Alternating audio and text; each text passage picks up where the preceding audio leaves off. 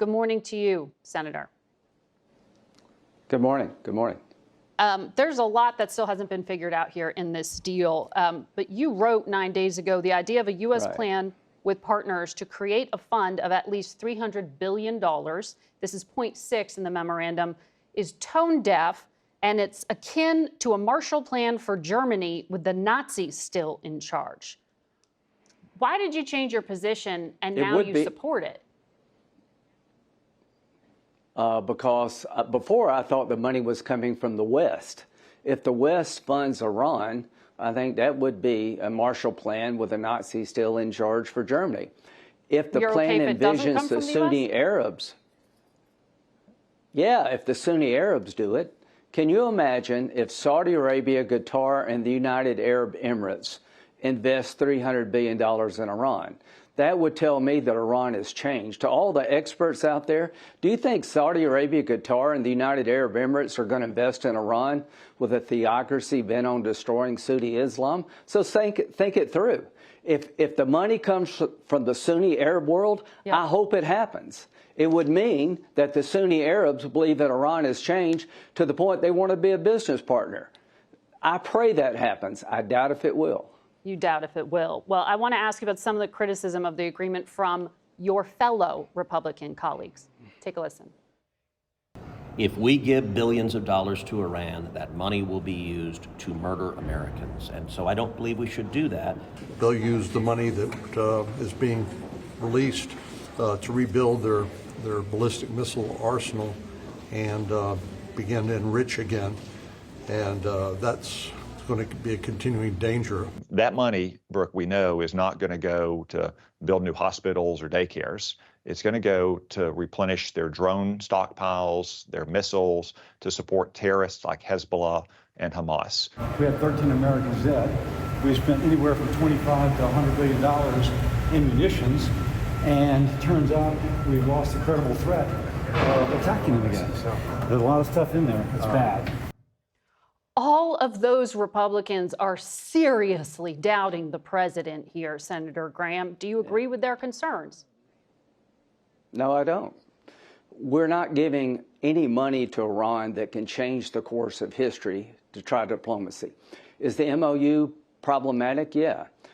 I'd rather try diplomacy than take it off the table. The money Iran gets is not going to change the future of Iran. It's not enough to reconstruct the country. If you don't have a diplomatic path through the MOU, then you have to go to war or some other form of coercion. Let's try this. Let's try a diplomatic solution. I think it's going to fail. What happens next? I spent 4.5 hours with President Trump Friday. Here's what I think will happen next. If this deal fails, President Trump is going to take the Strait of Hormuz over by force. The United States will control the Strait of Hormuz. We'll charge a fee for all those who go through to pay for the operation. And we're going to expand the Abraham Accords in calendar year 2026. We're going to get Saudi Arabia to join the Abraham Accords, and which is the biggest change in 5,000 years in the Mideast. And if Iran contests control of the Strait of Hormuz by the United States, we will obliterate them. So to all the people listening, if this diplomatic effort fails, President Trump is going to take the Strait of Hormuz. We're going to run it. We're going to try to get Saudi Arabia to join the Abraham Accords to end the Arab-Israeli conflict in 2026. And if Iran continues to attack Israel and Lebanon, the new policy will be we'll hit Iran. So to the Iranians, if you're listening, when you use Hezbollah to attack Israel, I think the new policy will be we will attack Iran. You have just laid out how you could turn what you think is a flawed document into an opportunity. But you're also suggesting there that you can get Benjamin Netanyahu or whoever is the next prime minister of Israel to recognize a Palestinian state, which is the price of normalization with Saudi Arabia. How could you do that on the brink of an election? Well, for about 2 years, Margaret, in case you missed this, I went to Riyadh and Jerusalem working on normalization with President Biden. Yes. We were going to announce a framework to have Saudi join the Abraham Accords, and at the end of October in 2023. Iran attacked on October the 7th. That created a real problem. The Arab world is very upset about Gaza, and everybody in Israel is very upset about October 7th. But we're going to pick up where we left off. And Donald Trump is going to empower me and others to jumpstart an effort to get Saudi to join Israel. There will be accommodations made by Saudi and Israel to Saudi and Israel. You have no better friend than Donald Trump. To Bibi, Donald Trump stood by you when other people wouldn't. I'm not asking you to do anything to jeopardize the future of Israel's security, but I am asking you to be open to expanding the Abraham Accords and finding a solution to the Palestinians that are good for Israel and, quite frankly, good for the world, to Saudi Arabia. Now's the time to open negotiations yet again for you to expand the Abraham Accords, for you to join. I think this is going to happen in 2026, and it can't happen until Iran's in a box. If we get a deal, Iran will be in a box. If we don't get a deal, Iran will be in a box.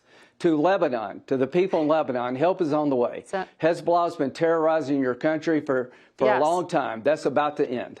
Senator, I have other questions I need to get to based on your responsibilities in the Judiciary Committee.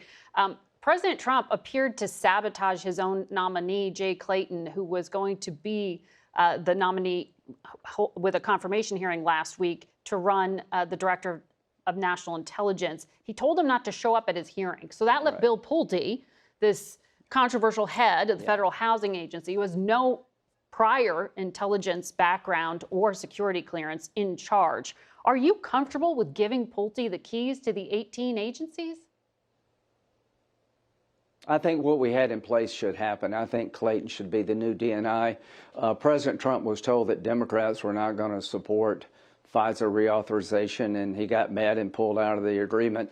They will. Mark Warner told me that there are enough votes to get FISA reauthorized, and I would urge President Trump to let Clayton testify, and that we nominate Clayton and get him affirmed as the new DNI. We don't want FISA to go dark. There's too many threats to our country for 702 to go down. Anybody who owns the shutting down of 702 under FISA will own a future attack against the United States. We're playing with fire here. You said you spent time with President Trump this past week. Did he say to you that he will do what you just laid out? I'll let him speak for himself, but I told him that any Democrat that shuts down FISA at a time of great peril to the United States is making a huge mistake. The same would be true of the Trump administration. We need FISA up and running. So here's what I hope will happen, that Clayton will appear before the committee, we'll get him confirmed, and we'll get FISA reauthorized as the original plan was. I think the Democratic votes are there. We're playing with fire here. No matter what side does it, America needs FISA up and running. Well, this you're talking about the surveillance tool that allows for foreigners of concern abroad to be monitored there. Bill Pulte went after the president's perceived political enemies and is accused of using private mortgage data and weaponizing it. Mark Warner told us on this program last week, because he's so ignorant, he could do damage. He's on the job right now. Is he a risk? Well, I'm fine right now, but I won't be fine much longer if we don't get FISA up and running. And I think Clayton's the perfect pick. Clayton has got the confidence of both sides. Let's get him in a job that really matters. And I thought it was an outstanding choice by President Trump, and let's get this back on track. We can't, we gotta realize that there are people who want to blow us all up and kill us, and they're coming if we don't stop them. And if we don't get Iran in a box, we're in our trouble. So let's do it. Let's stop talking and get it done. Senator Graham, thank you very much.